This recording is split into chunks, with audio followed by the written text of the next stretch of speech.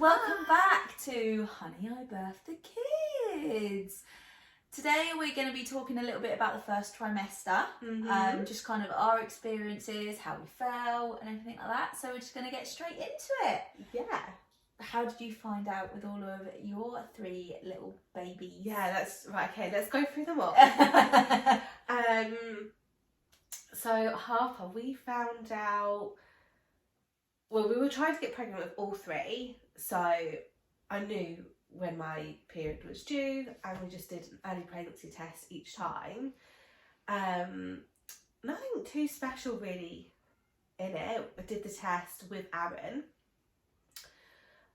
All but the 3rd one, but technically it was still really with him. And it was just a case of like peeing on a stick, excited couple of minutes. And they say like when you read the instructions, it does tell you to wait a certain amount of time. But with both tests, we could just see it coming up as positive really quickly. And it was just so exciting. And then with this baby, it was slightly different because we were away. And the girl, like, I knew that what day was the earliest I could do a test.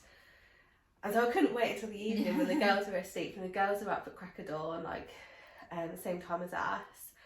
So I sneaked off to the toilet and did the test. And again, you can see it changing really quickly. And I just went into the bedroom and I was like, Aaron, do you want to go have a look in the bathroom? And so he went through. And when he came back in, like, we were all like, ooh, like excited, but again we weren't really talking about it because we didn't want to stay in front of the girls just then. We wanted to like take in the news. But what was just like really, really cute, we looked out the window of where we were staying and there were 3 little bunnies hopping on the grass. And it was like, because the girls had noticed the bunnies but we hadn't really like paid attention. And then when he came back in and we noticed it was 3, we were like, oh, it's like a little sign. Oh, that is really cute. Little bunnies. Yeah. How did you find out? Because you didn't find out, Josh, did you? No, so we had been doing a few tests because I was just so excited. I was like, I don't want to keep testing. And they kept coming back negative, and I was like, oh, maybe I don't want to keep wasting Josh's time and doing it and it's not going to be positive. Maybe it's just not going to work. And he literally must have just left for work. Like, it must have been 5-10 minutes of him leaving. I was like, I'm just going to go to the toilet. So I did it, and I faced it down, put it on my windowsill, and I actually recorded it because I was like, just in case, Josh isn't here, like, I get my first reactions.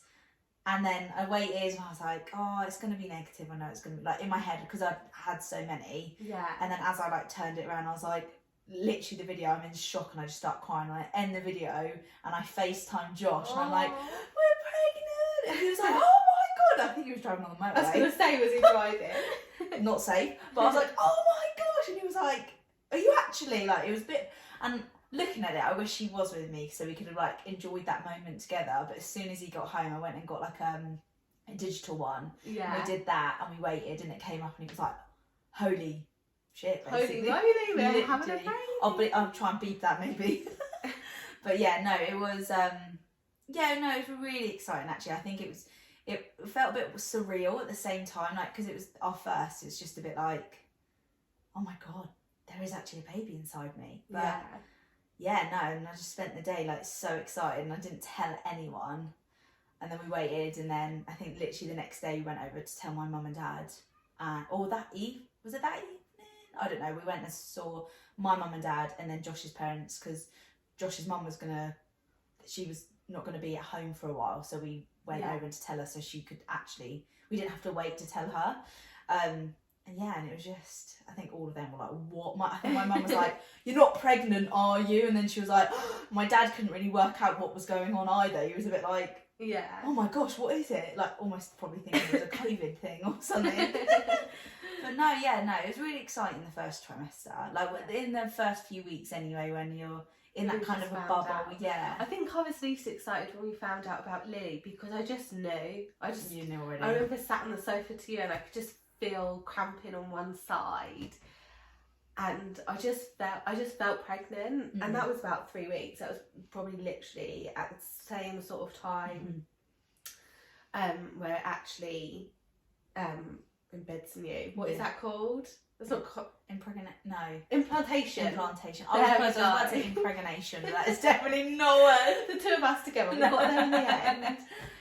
So I feel like, maybe it's a bit of an anticlimax in the sense of that there was no build up. And also we just got married, so it was in the wake of, we got married abroad, so we had wedding blues and holiday blues. And then we found out we were pregnant, which obviously cheered us up, but like the whole of it was like probably the least exciting moment out of the three, but it was still really exciting. Yeah.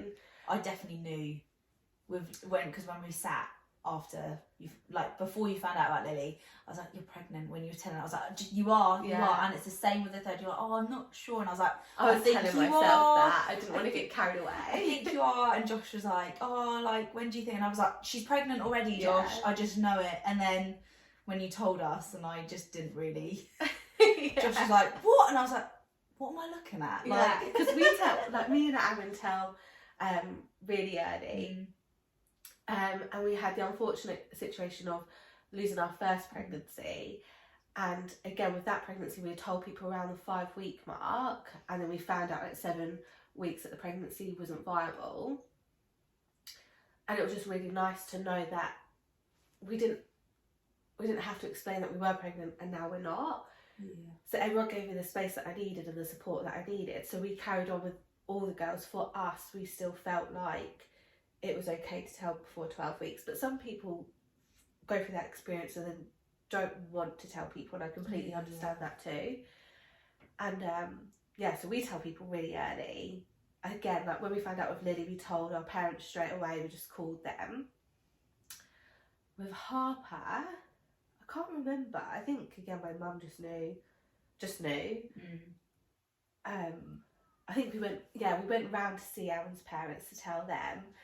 And then this time, because we was away, we wrote on the sand, like, baby mood out number 3, and the girls are dancing over it during the sunset. And we just showed everyone that video, and that's what you were talking about. And you were like, what is it that I'm looking at? I was looking at the girls dancing, like, oh, look at them dancing. So I think Josh was like, read it. And I was like, oh my gosh.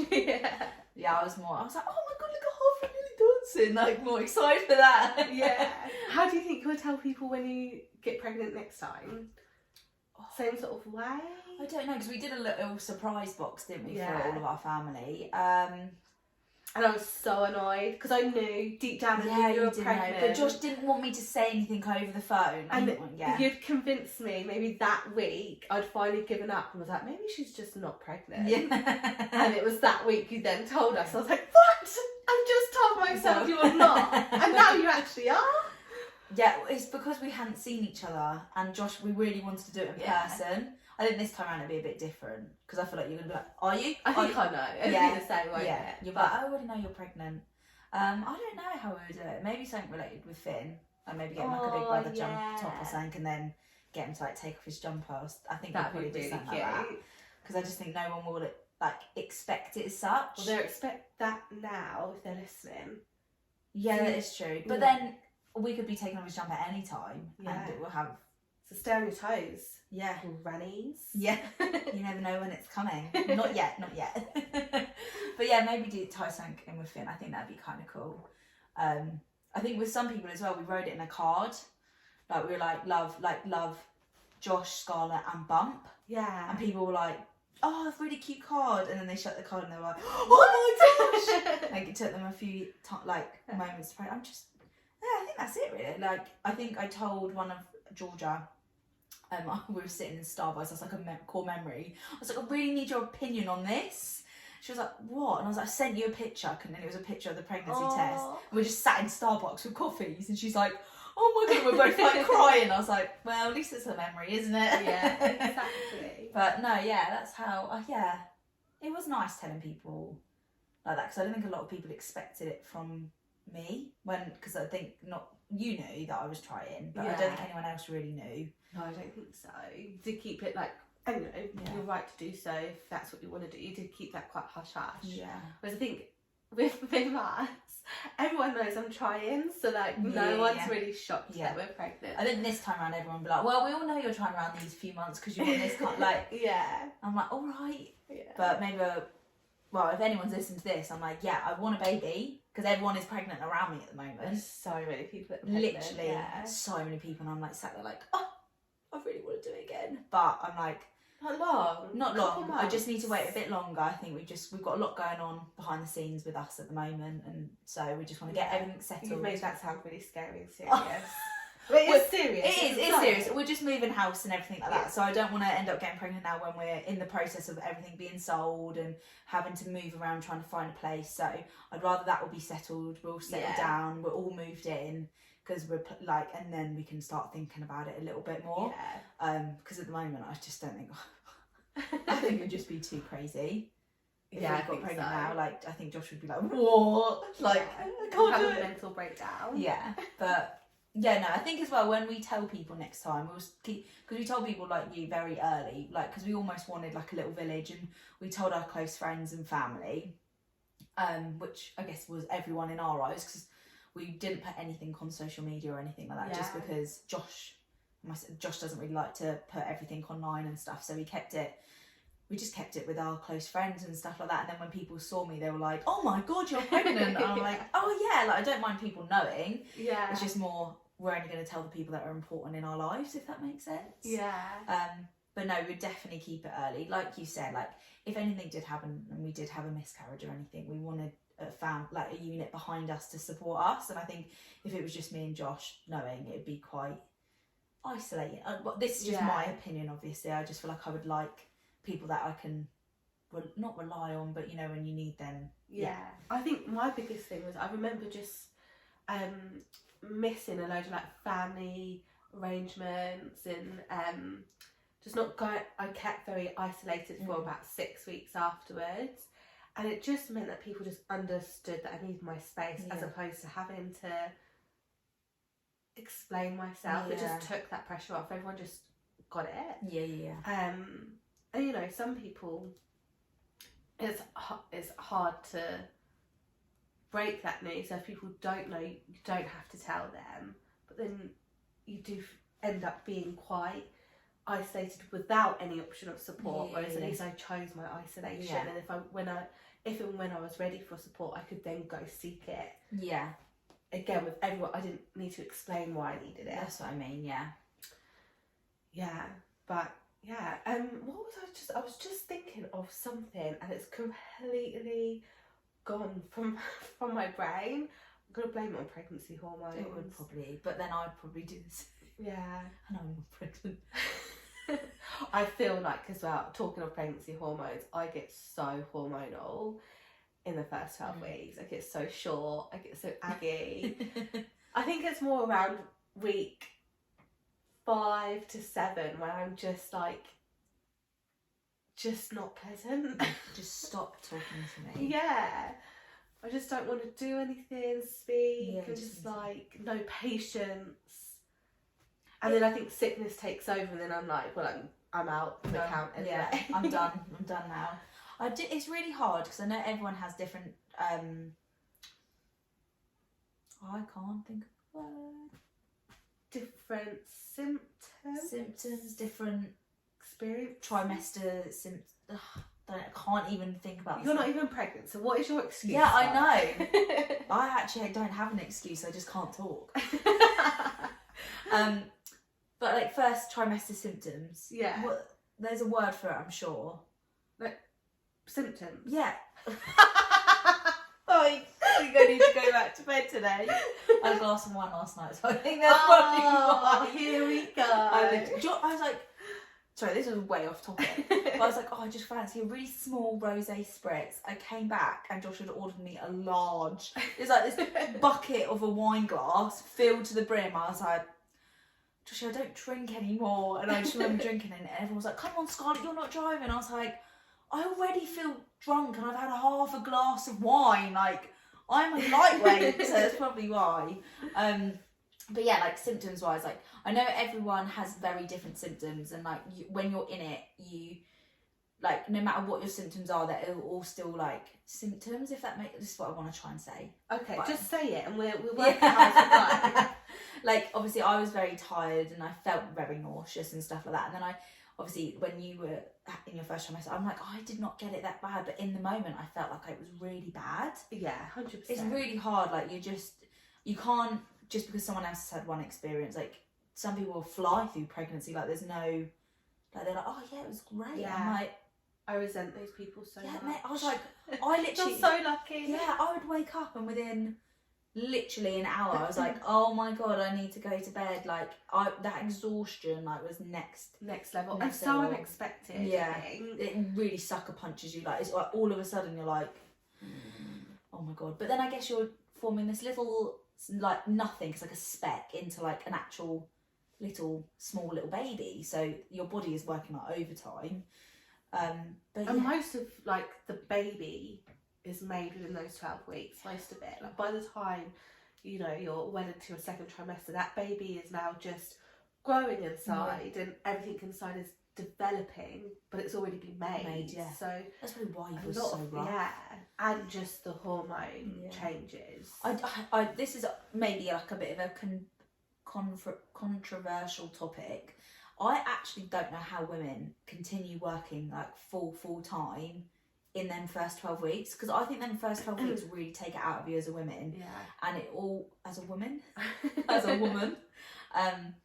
and I honestly, like, I applaud people who can just keep powering through, because I remember I'd go to work and I was like, can I go home now? And I finished work at home, and I remember going home and I'd sleep for like 2-3 hours, and Josh would get back and I was just fast asleep on the sofa.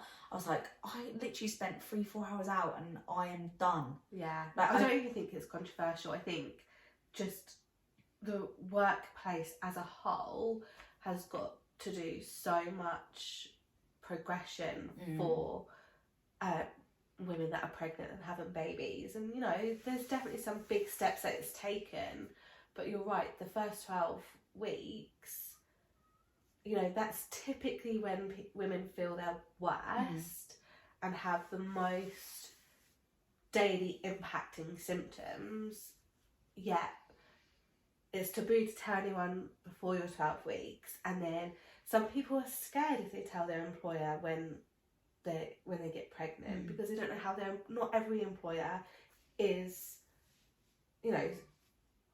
open to even feeling positive about their staff being pregnant. Yeah. And so there is a lot around the workplace, but you're right,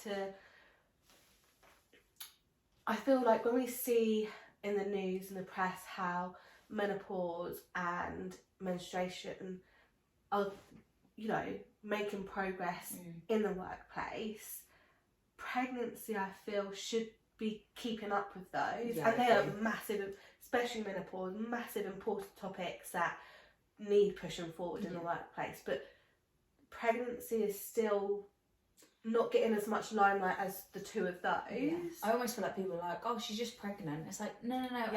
Every woman gets pregnant. Yeah, it's every woman has the period. Every woman is going to go through menopause. People have very different situations in them, and like, I think the fact that the workplace isn't as, it's not like they're just like, well, you're pregnant, so just that's fine, like just get on with it. And it's like, but if you haven't been pregnant, I think a lot of, I don't know, like, but even if you have been pregnant, my last boss, I'm not obviously employed anymore, I'm self-employed.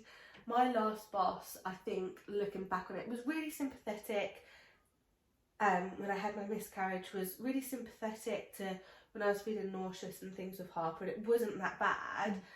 But when I returned to work, you could just see there was a switch in just how she was treating me, and I really think that was because she knew that I'd get pregnant again soon. And I really I'm glad I left before I had Lily, because if I had been as ill as I was with Harper working there, I would have lost all sympathy. I think I would have lost my job. I know I would have been protected and stuff, but I would have had to then fight for that. But she would not have been sympathetic to the fact that I was so sick. Well, that's the crazy thing, isn't it? Like, you're like, I would have lost my job. And the fact that that's such a thing of, like, women having children, which is a very normal thing for women to have children. Yeah. And the fact that it's like, oh, well, if you're off because you're ill from being pregnant, your pregnancy. And she then... had multiple children. Her daughter had multiple children. And I think her daughter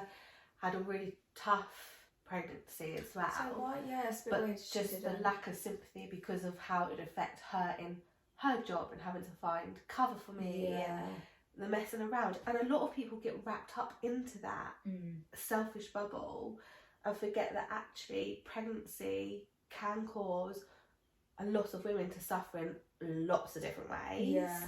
I just find it great, like that sympathy, like, because she probably knew that I'm gonna have to find cover all of this if she gets pregnant again. It's like, and I understand, I get it, but like, come on, like, we're people. We're not, and that just makes, they're all fixable issues. And if you can't fix those, then you need to go up the chain to be like, why can't I have the sources to fix these issues? Why can't I have an extra member of staff and things like that? You know, it shouldn't be her problem, and it shouldn't be my problem. It's the companies. The company need to, like, that's just life. Like, if people had like an illness, they would be covered and it would just be a thing. But it's almost like pregnancy is just seen as, oh well. Yeah. It's just, I find it is a protected characteristic, which we should just mention. And I believe menopause, if it isn't already, is about to be a protected characteristic too. Amazing. So there are things in place to stop women being pushed out of jobs. So, like, as much as I obviously just said about how I feel like I probably would have lost my job being sick with Harper if I was still at that company, if that did ever happen, you have so much protection, you know. It is scary, but there is places you can go, like Citizens Vice will be able to help you. You'll be able to basically fight the company's decision and things. So there is, like, you can get the support if your work is not accommodating, which is really important to know, because then first 12 weeks, well, I think even longer, I think they say that the 12 weeks are like the first set of symptoms. Them symptoms don't really die down until you reach mid-second. About the 16-week mark. But no, like, them first, I've also, like, the first few, like, weeks when you're building that little baby is hard on a woman. Like, isn't it like your arteries get bigger because it's passing more blood? Yeah. Something like that. So you think how much blood is, like, going through your body like this? I think that's it. Your arteries start to widen, but your body hasn't made the blood to fill them yet. So that's what, I remember seeing a video on TikTok. Yeah, this is where I think it's the same. I was like, I'm sure it's seen. something to do with your arteries widening. She spoke about why women feel so tired and sick. We'll have to find it and link it in this video, because then you can go check it out for yourselves. But it was interesting to hear one of the options to why women feel the way they do. And on that, but talking of folic acid, the reason why they ask you to take it is cystic fibrosis. Hi guys, just to stop the video, with our folic acid chat, did a quick recheck. Love the NHS website. It's not cystic fibrosis. It's spina bifida that it helps prevent. So it's all about making sure a baby's got a healthy nervous system and stuff. So yeah, back to the video. Which is a condition, and folic acid is meant to help prevent that. So they say to start taking that as soon as you find out you're pregnant, or when you start trying to become pregnant, up until the 12-week mark. But I had a similar conversation with my midwife with Harper. Again, like, I feel so like trivial saying it with Harper, because Harper, I just had like morning sickness. It was just normal. And she kind of said, you know, if you're still feeling sick, stop taking your prenatal vitamins and folic acid, and just she just told me to take, I can't remember what she told me to take, but basically it was something in them. It wasn't the folic acid, it was specifically the brand I was using. Oh, okay. And she said they put a high concentration of X in that can play with your nausea and stuff. Oh wow. And so yes, I stopped taking those. So I just switched to something something else. Yeah, maybe it would take like separate ones. Or And I think the massive thing is just speak to your midwife about how you're feeling and discuss, you know, what is it that you're taking. Because there are some things that you should avoid, like you shouldn't take vitamin A when you're pregnant, full stop. So if you're taking standard multivitamins, a lot of them include vitamin A, and that's why prenatal vitamins are designed not to include those sort of things. Yeah. But then different brands might have different concentrations that might affect the negative ways that you feel. Yeah. Well, that's a really good fact to know, actually, because obviously prenatal vitamins are really important to start taking, I think, even before you start trying, really, to get that in your body. So maybe just do a bit. I have so much guilt about this one because I've not taken any. I took folic acid, but just folic acid. But I was like, I am not messing around. Yeah. I feel like crap. I feel so ill. The only thing that's going in my body is something that will stop me feeling like I'm going to throw up. And frankly, that was nothing. So nothing went in my body for about 12 weeks. That's fine. You're still taking the folic acid, which is like the most important thing, isn't it, really? Like actually like taking it without any liquid as well, because I just couldn't drink. And so it was like, I don't even know what you call that. Like dry swallowing. Yeah. While you're doing it, I'm like practicing you can do it. That is painful, especially when it gets stuck in your throat. It feels like a really bigger tablet. Yeah. I used to have hay fever tablets. Random off topic. Yeah. But yeah, it is. Stop talking. Yeah, you sound crazy. But yeah, so very important to take them prenatal vitamins before you even start trying to get pregnant. But obviously, do your research. Don't just go for the. Yeah, you don't have to go for the most expensive, the most in-your-face one that's out there that probably most women take. You don't. I was fine with that, but obviously I didn't. Maybe that's why I was so tired and felt sick. But I was just adamant. I used it with Lily, even though I stopped with Harper. Yeah. So maybe just have a look out and see what prenatal vitamins are there, and you can look on like the NHS website, and they'll probably tell you what vitamins you kind of need in your body, or speak to your midwife or your healthcare team, and they will be able to direct you if you're unsure on what to take. And also one thing, talking about your midwives and stuff like that, as soon as you find out you're pregnant, you do need to call the doctor just to register that you're having a baby. Yeah. But you don't need to go. You probably won't go see them until 12 weeks. You don't even have to call your doctor. It all depends on your local area. So if this is your first baby and you don't know, just call your GP surgery, because they'll then tell you who you need to contact.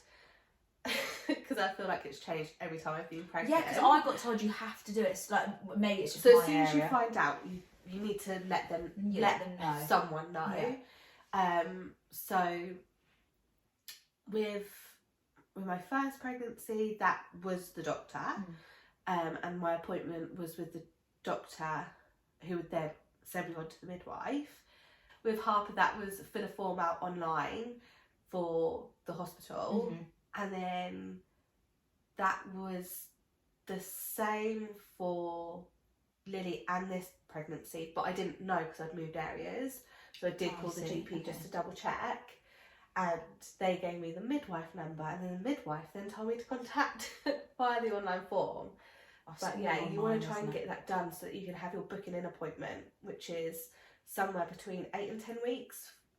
Yeah. That's what they aim to have that done by. Obviously there's some trusts out there that fail women, and you hear all sorts of stories about not getting that booking in appointment until 14 weeks and their scan's meant to be at 12 and things like that.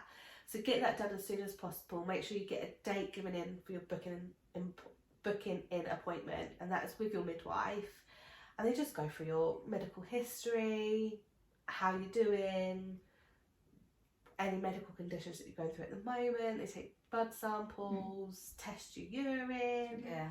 Which you do basically at every appointment. I was going to say, it starts getting you ready for what it's going to be like at every appointment. And then they let you know either there and then when your scan will be, or the hospital will then contact you about your scan. And you should find that out at least a week before, so around the 11-week mark, you should know when your scan is. And then and then that's it. end your first trimester with Yeah. a little scan of your little baby. How exciting. It's like an icing on the cake, isn't it, when you see that little heartbeat. Yeah. But yeah, so I think that is like the summary of your first trimester. We've kind of thrown a bit of facts in there as well, just so you guys are informed. But obviously we'll try and get a blog post if we can, like with all the NHS guidelines and everything like that. And like we'll be doing our Fat Friday with maybe a bit more information. But yeah. See you guys next week. See you later. Bye.